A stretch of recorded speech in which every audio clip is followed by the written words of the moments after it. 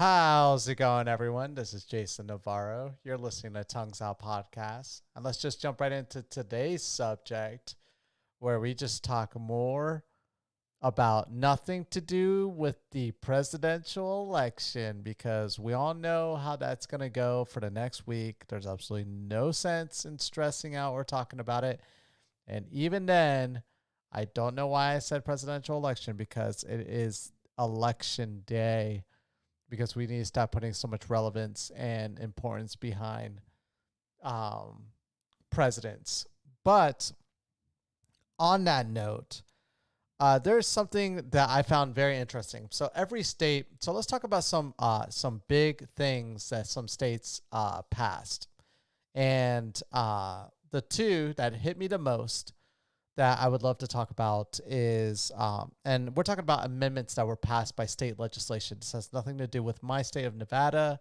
Ours was kind of boring this year. Um, some important stuff, but nothing like this stuff. And so we'll first start with Oregon. So Oregon did two things that I think is pretty awesome. First, they are trying the Scandinavian approach to managing drug control and managing essentially changing the perspective on how to get rid of and minimize the effects that drugs have on society. And so for the longest time, for 30 years plus, America's been on this agenda of just essentially declaring war on drugs. Everyone hears this term all the time: war on drugs, war on drugs. DEA, we're going to go after the criminals. We're going to go after the traffickers. We're going to go after the users. We're going to go after the dealers. We're going to go after all these people, and we're going to lock them all up. Well, essentially, that's been going on for 30 years. And if anything, if you look at the graph of the amount of drugs that that is used by the average American, that chart just it goes up. And I'm probably gonna have a lot of DEA people and people that are against what I'm about to talk about claim that there's still some level of impact that these organizations are making, but honestly, they're not. If you look, drug cartels exist because of the war on drugs. Essentially, when you criminalize the aspect of when you treat drug usage as a criminal offense versus um as a mental or psychological um form of treatment, where essentially it's the same way that you would treat any kind of person that's going through any form of addiction. Throwing them in jail is the last thing you want to do, because when they come out, they're probably going to go back to that way of living and maybe do more harm to society than good. So it's better to target the aspect of the addiction itself and try to get them off of that. And I know a lot of individuals that I've seen be very addicted to something like as simple as alcohol and go through the necessary steps and now have lived a phenomenal sober life. I actually have a lot of friends that are in that category that are super proud and super happy about where they're at now in life, because they took this approach about targeting more the addiction than just being locked up in jail. Because essentially Nevada has a system where you have X amount of attempts, and then if you don't get those attempts, if you don't learn after so many kind of freebies, you're going to get locked up for a while. And so when people are on that, I've seen a lot of people that I know that are at that very last point where if they make one more fuck up, they're pretty much going to be locked up for quite a good amount of time. And so instead of taking that risk and going into jail, knowing that that's not going to do anything beneficial for them, they go and target the addiction itself, and they come out better people. And every single person I know that does this kind of approach where they're targeting their addiction come out to be better. So now in Oregon, they've essentially decriminalized all aspects of drug usage. So if you get caught with any level of drug, you will not get thrown into jail. Essentially what you'll do is you'll get fined. I think it's $100. Now, if you're trafficking or something of that nature, I think that's different. But if you're a user, right, if you have just a using amount on you, you'll get fined $100, or you'll have to enroll or volunteer yourself into a drug addiction program. And essentially, if you can make it through that program, you're good to go. You don't have to come out of pocket for that fine, which $100 isn't much. And they didn't want to make it away. But it's something. If you keep getting caught having to pay a fine, eventually it's going to navigate someone towards targeting this addiction, which is the idea. It'll help with the jail systems, because if you look at America, America is the number one country, I think, in the world when it comes to the amount of people that we lock up in jail. And I think a vast majority, almost 2/3 of the people that are locked up in jail are in there for some kind of drug offense. And so we have an overcrowded jail system. That in itself is not healthy. It's definitely not conducive right now during the pandemic. And so kudos to them for taking this approach, because a lot of studies have been done in Scandinavia about this, and they've done a phenomenal job, and they've seen huge downward trends in the amount of usage on drugs, and more public education, more people essentially feeling good about this approach to get away from what they're doing in the first place. Whereas in today's culture and society, we frown upon people that go through some level of addiction. And the funny thing is that we at least know either ourselves or someone relatively close in our family that is somewhat addicted to something, an opioid, or as some kind of hard narcotic, or alcohol, or cigarettes, or something of that nature. And so for those people, you would never look down on them. They're your loved ones. You might be judgmental for a bit, but then you kind of empathize with them when you see how difficult their life is because of this addiction. And so you want to help them, and you know that the best way to help them is to target this addiction. And so I think that's a great approach that Oregon's taken. So that's the first one. And another one coming out of that same state was essentially legalizing psychedelic mushrooms, which I think is a mind blower. I did not think it was going to happen this soon. And I think that's going to be, I think that is going to be, I think the cannabis industry is going to be very afraid of that becoming a legalized thing. And the alcohol industry as well is going to be screwed, because essentially psychedelic mushrooms are safe to consume if you take the right amount and you don't overdo it. Out of all the drugs I've ever done in my life, psychedelics are some of the best experiences you'll ever have. Now, again, they're only for certain types of individuals. If you're coping with depression, or if you're coping with any kind of negative things in your life, you should not take any level of psychedelic. They might exacerbate those issues in your life. I tend to live a very positive life. So every time I've had a psychedelic experience, I've had some awesome trips. And they allow someone like myself, who's very analytical, to get a more creative and more out body level of experience with. It's pretty phenomenal, to be honest. It's almost like lucid dreaming, when I was talking about that 3 days ago in my podcast. It's like lucid dreaming, but while you're awake. And it is so awesome. You don't have control over what you're seeing, but you do to some degree. But the stuff that you see really is mind blowing. It can really open your mind about your presence in this universe. And I envy individuals that are able to take micro dosage. So micro dosage is essentially taking enough to kind of get the cool thing about psychedelic mushrooms, I didn't notice until a year ago that I could take a micro dosage amount, and that gives me almost the same kind of feeling as if I were to smoke like cannabis, which was pretty cool. And so I've done some micro dosage, and it's really cool. It's a really great way to kind of go about your day, really uplifting of a perspective. It's like I said, it's almost like consuming cannabis, but it's really different. It's really interesting. But definitely would not recommend. And I definitely envy individuals that kind of go their entire lives trying different experiences on psychedelic mushrooms. I think that's so cool. There have been countless scenarios and scenes where I know if I was on a psychedelic, oh my God, the experience would be amazing. So being a parent that's been sober and literally in the last year only having one beer, scratch that, 2 beers. Actually, after I was done doing that podcast, I tried another one, but I didn't even finish it.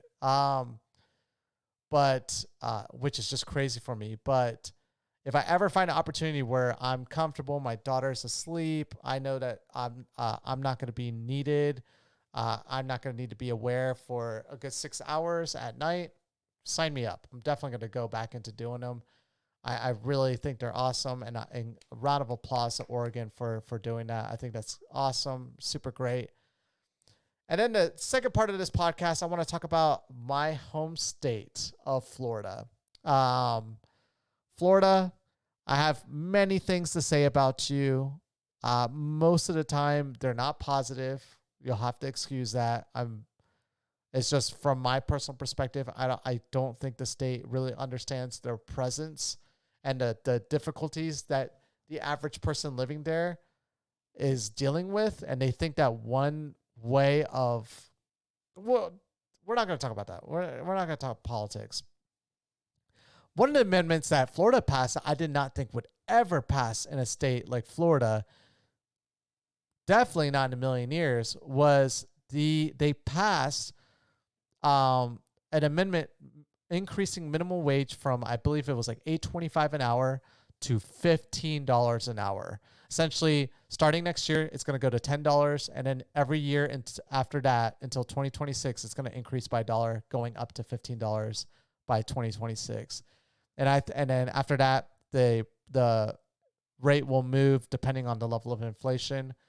And again, super happy that Floridians passed that. The fact that it made it on the ballot is pretty awesome. And I just learned today, actually, that the person that really spearheaded that and invested a lot into that is a very popular attorney. No one's really going to know about this unless they're listening from Florida. But John Morgan from Morgan & Morgan attorney, he essentially was the one that spearheaded this and got it on the ballot. So he claimed to have spent $5 million of his own dollars to kind of get this going and get advertising done for this and to push the narrative. But I think it's awesome. But the reason why I want to talk about this is because it touches on a point that it really boggles my mind that some people don't understand. I saw on Facebook, I don't use Facebook on my app on my phone, but I do when I have free time, go on it via the browser on my cell phone. So I rarely look at it because of the fact that I have to go through multiple steps to access it. And so I'm very happy at the fact that I haven't gone back to using social media as I used to. But essentially on Facebook, I saw a lot of negative perspective on this $15 increase, which I'll think of one woman that I know that's my age that I went to school with. She's a small business owner, and she was talking negative about the whole increase in the rate of $15 an hour. And a lot of people on her comments agreed with her perspective. I think it's a very conservative, aligning perspective. And I did see some people bring up some valid points, and I just wanted to add my 2 cents into it. And this is the narrative that I don't understand, right? And so people have this issue that they think that, oh no, now cheap labor is going to be worth twice as much. It's going to cost us twice as much money to pay them. And what are we going to do? And I have 2 issues with that. First, why are you only pursuing cheap work? Like, unless you are just getting off the ground, and if that's your story, really shouldn't be investing into employees anyways. You probably should be managing your business on your own and grow to a level where you can comfortably hire someone when the time is needed and you need that. But most people that start a business don't really require having more workers unless they have like a massive endeavor that they're taking on. And already that kind of endeavors should be generating you a level of profit that can justify my point that I'm about to get to, which is I never understood why people are so fixated on cheap labor and uneducated, non-skilled workers. Look, we should all be pursuing and motivating individuals to become either educated or a skill-based worker. And the way that you're going to do that is by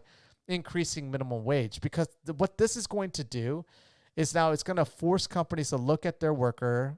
Sadly, this is going to be the thing that happens, but I think that in the long run, this is also very beneficial. You'll have companies look at their staff and be like, look, this person's clearly not worth $15 an hour. And they'll let you go, right? If you're not worth the $15 an hour, they'll let you go. This is if a company is doing this properly. Companies can't abuse this, and no one's saying that that's not going to happen. But if a company really relies on an individual, there are a lot of small businesses that have individuals that they rely on a lot, and to retrain and go through all of that it's very costly as well. And so you look at the numbers and you tell yourself, is it worth going through the process of rehiring someone, watching the slow productivity until they learn where this person was at currently?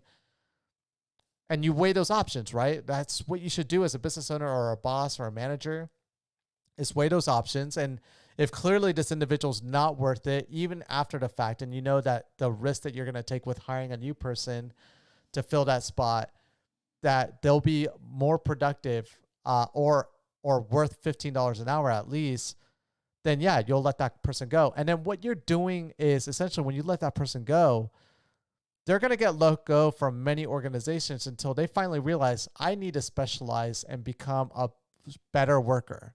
And if they don't, look, they'll get weeded out by the system, and then they'll be a welfare individual. And sadly, that will be a thing, but that's a thing that exists now. That's not something that it's going to disappear with our current system of wage. And so even if you erase minimum wage, there's always going to be people that are living off of the welfare system. And you just cannot fix that unless you completely eliminated welfare. But then you better watch out for the increased level of crime in your community at that point, right? So there has to be a balance to these things. And so when you increase minimum wage, all you're actually doing is accelerating how quickly people become skilled workers. And now when someone becomes skilled, now bringing them on board and paying them $15 an hour might actually be beneficial to you as an organization, because this person's going to be that much more productive and generate more wealth for you as well. It's my first take on it.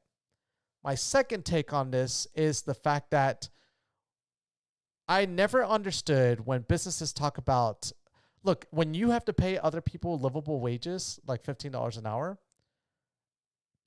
other businesses are having to do that as well.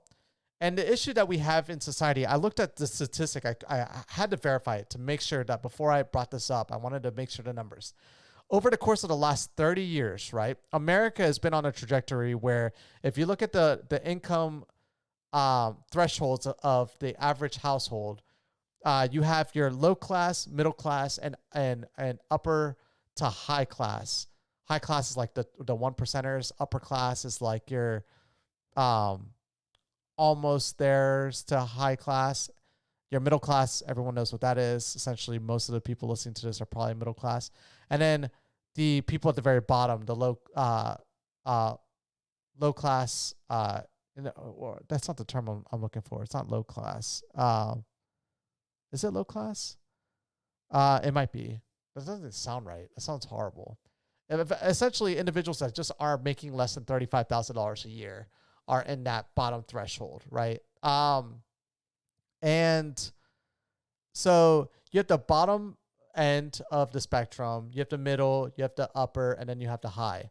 And if you account for the last 30 years and accounting for inflation, you see that there has been a shift of the numbers where essentially, and it's coming from the middle class. The middle class kind of getting stretched thin, where you see a elevation of about 10% in all different directions. You see the high class has gone from like being only like 1% to now they're about like 10% of society.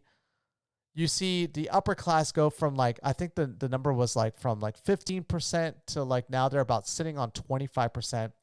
You see the middle class that was sitting at a comfortable 65% 30 years ago to now to like 52% of the population's middle class.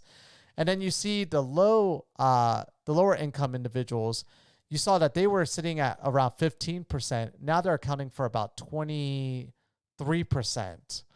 And so you're seeing a 10% shift from above middle class, a 10% shift to becoming more, um, and then a 10% shift from middle class down away to lower income, right? So you're starting to see this trend of inequalities where essentially the middle class kind of goes against and combats this idea of income inequality, because if you have the vast majority of Americans in the middle class, and the vast majority needs to be like, 60, 65%, then that's good. It's not perfect, but it's good. But that's not where we're at now. It's half. Half of Americans are in the middle class. The other half are either upper class or and that's a lower half, or the other half is in the lower income threshold. And when you see that divide and you see that that's the trajectory that this is going, look, every single year you're starting to see that it's more pro-business, more pro-business, more pro-business, right? Employers have benefited from the system for the last 30 years on lower tax rates and a lot of different things to help motivate business.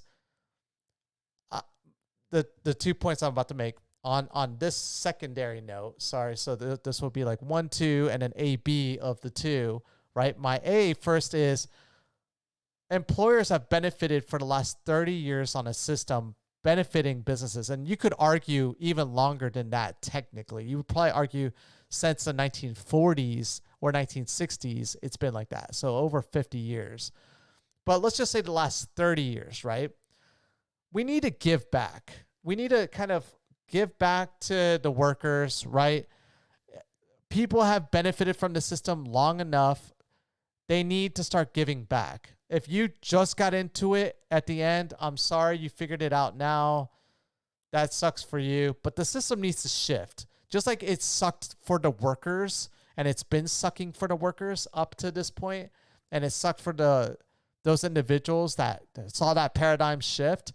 This paradigm shift, yeah, it might suck for you, small business owners, but it's not ultimately. And that's going to lead into my second point. But still sticking on this first point, this needs to shift back, because there are people, legitimately a vast majority of Americans, especially because of this pandemic, that are living below what their necessities are and are eventually going to have to go bankrupt. And this is a reality that we live in because of this pandemic, where people are only having enough money, if that, to pay for rent, mortgage, food, and some essential bills like maybe a vehicle, and cell phone and internet, because those are definitely, in this country at least, a necessity.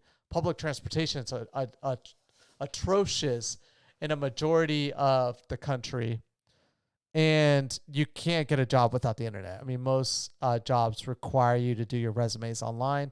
You could go to a library, you can kind of get around it, but that's so inconvenient. I mean, if you're not that person, you shouldn't be like, if you're not going through that yourself, you shouldn't really be like, oh, you can do this, right? If you like, I hate when people do that. It's like, be empathetic to understanding like this is a difficult scenario for a lot of people. And so, giving these people more money to now live above their means, in a sense that like have enough money to pay for their bills, their necessities, and have a little bit of money left over.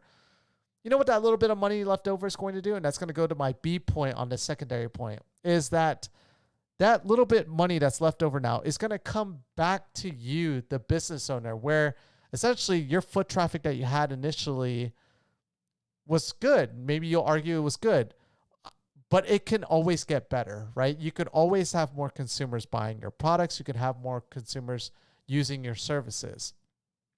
And so when more and more people have more and more money that they can spend, that money is going to essentially come back into your business. And there's been a lot of business models that have shown that. I think Australia, I saw one of the people on there brought up the fact that they had recently moved to Australia like 10 years ago. Then they said that Australia implemented a system like this.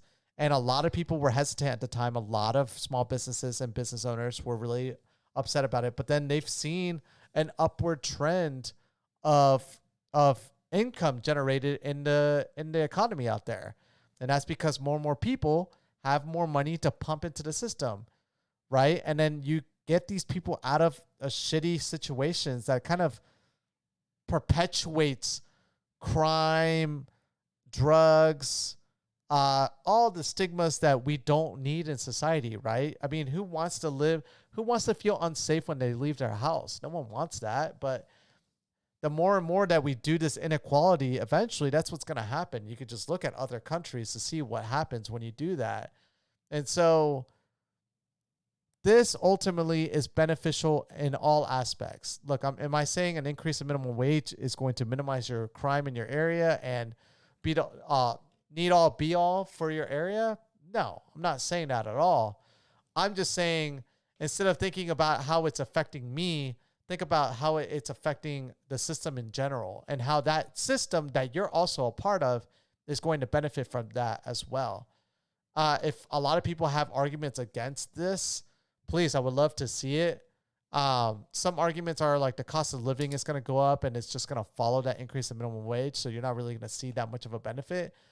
And you could argue that that's true, but that takes time for that to happen. It's not like real estate value goes up immediately after minimum wage increases. It's like a 5 years afterwards. So that gives people enough time to at least prepare for those things.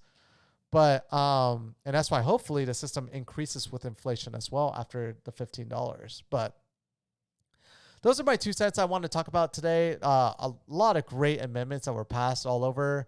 4 states legalized cannabis, which I thought was great. But Oregon definitely takes the notch here on decriminalizing and legalizing psychedelic mushrooms.